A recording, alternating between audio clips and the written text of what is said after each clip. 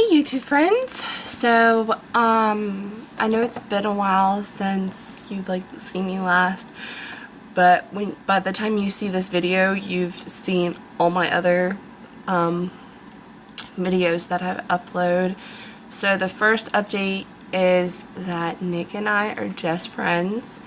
I'm not gonna go in detail why we broke up and stuff like that, unless he's cool with me doing it, because I know he's subscribed to my channel, so I don't want anything personal about him to get out there if he doesn't want it to be. Another thing is that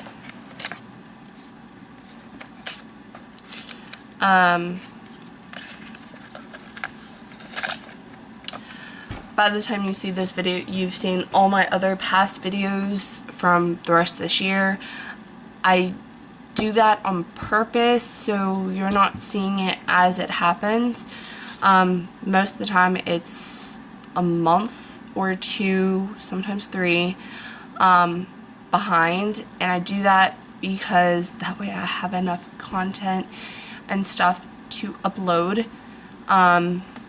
Otherwise, I would not have enough stuff to upload every single week like everybody else does. Just the way I decided to do it. Also, I'm going to read off some good date ideas that you can do with somebody. So one of them is split a milkshake, go to the aquarium, go to the Coke factory if you live in Georgia, otherwise you can't, or it'll be a really long drive. Get matching outfits, go to a beach trip, go to a cabin, go camping even, go mini golf, Six Flags, the zoo, have a Harry Potter marathon if you're both into it, go to the gym, have a water balloon fight, paint something, have a picnic, go to a carnival, play laser tag, go to a museum, go to an arcade, go fruit picking, go swimming, I'm going to skip that because that's only in Georgia, if you live in Georgia and you know where Carrollton is, you can go on the Green Belt. Go to Atlanta, again, if you're in Georgia. Go to a theater production. Try to do Pilates and yoga together, like a little challenge. If your guy will let you do his makeup and have him do yours. Hang out at his house. Go to Line Creek. That's like a local spot near where I live. Go to Sky Zone. Watch The Incredibles 2 if you haven't seen it already, and then go to a local college if you guys met there or something special happened there. So here are kind of a question that I've had actually for a while that I've been meaning to ask somebody that I've interacted with. What if this is like a business type question, what if you don't know what your employer will say about you? So if they ask you a question what will your employer say about you, you don't really know. It's kind of a tough question.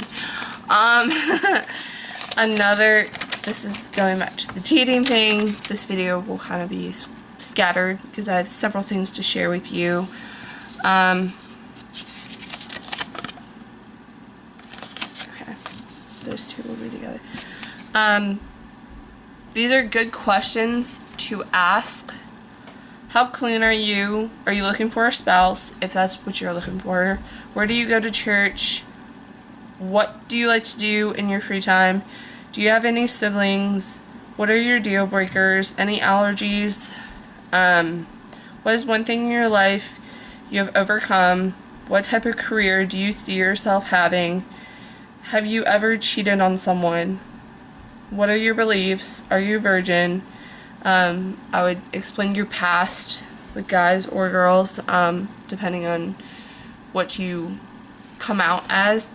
Are you close to your parents? If so, which one and why?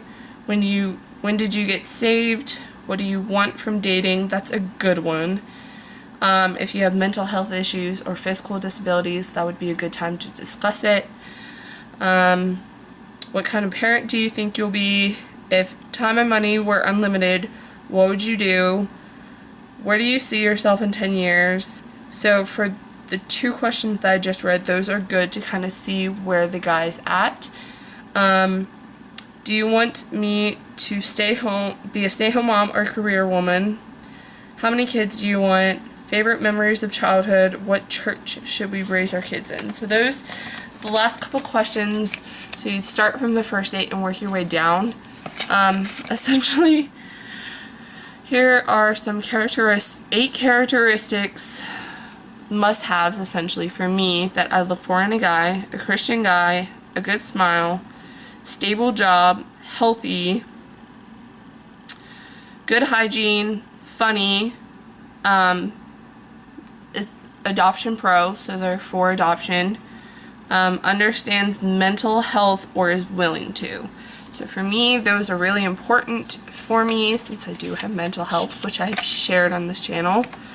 Here are some things that if you're trying to get a new apartment, these are things that I kind of knew for my first apartment, but also would still wish I knew, kind of a thing.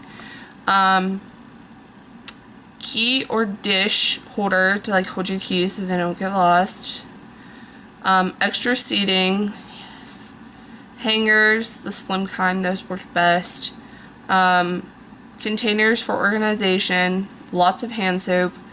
Little things that make you happy: a calendar, blankets, lots of toilet paper. Know when everything is due, that's very important.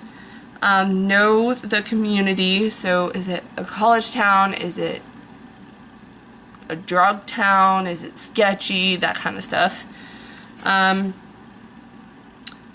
how parking works, know how the utility bills work.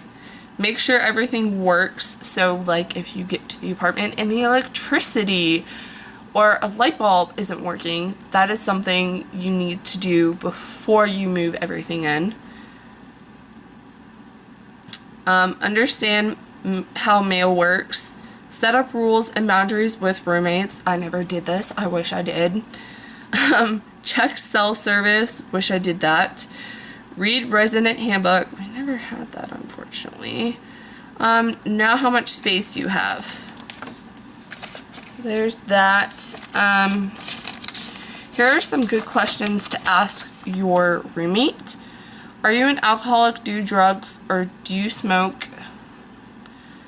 Will you be buying your own things like toilet paper, cups, etc.? Are you dating anyone? Any pet peeves that I should know about? How clean are you? If you make a mess, would you leave it there for 3 days and have me clean it because you don't know how to? Or clean within 2 hours of making it? What are your hobbies? Bye, Sadie. If you hear something on the couch, it's my dog. What are your hobbies? What time do you go to bed? What music and how loud do you listen to your music? That's really important. So I'm a person that hates hip hop, and the bass irritates the living crap out of me. So therefore, I'm not going to want to room with somebody who does that. Who has the bass extremely loud, who doesn't respect you, essentially. Because if they aren't going to kind of lower their music down for you, then they really don't care nor respect you. And probably will never respect you. Do you like to go out or stay in? Are you allergic to anything? This is good because if you make brownies and they have peanuts in it and your roommate's allergic to peanuts, then she eats the brownie and has an allergic reaction, then she has to go to the hospital or give herself an EpiPen and then go to the hospital. Yeah, you don't want to be it on you. You don't want the blame to be on you. Do you have any pet? Do you have a pet or plan to get one? How often will you have overnight guests? What temperature do you like? Okay, y'all, this is an argue that adults have when they're married. So if you can figure this out when you're young, like ma, you're gonna have a great time when you're older. Just word of advice. What are your beliefs? Are you confrontational? Some people aren't confrontational. Like my sister's roommate, her ex-roommate is not confrontational. Sometimes that's an issue. Please say my battery is not flashing out. I will be so mad about that. Because I charge it all the time, and then every time I need to use it, it's dead. Okay. What shows do you like? Again, kind of get to know them. What fun things do you do with friends? So if you want them to be your friend, you gotta know what they like to do. So yeah, that's kind of what I have for this video. I'm sure it's quite all over the place, and yeah, it can be annoying. I get it.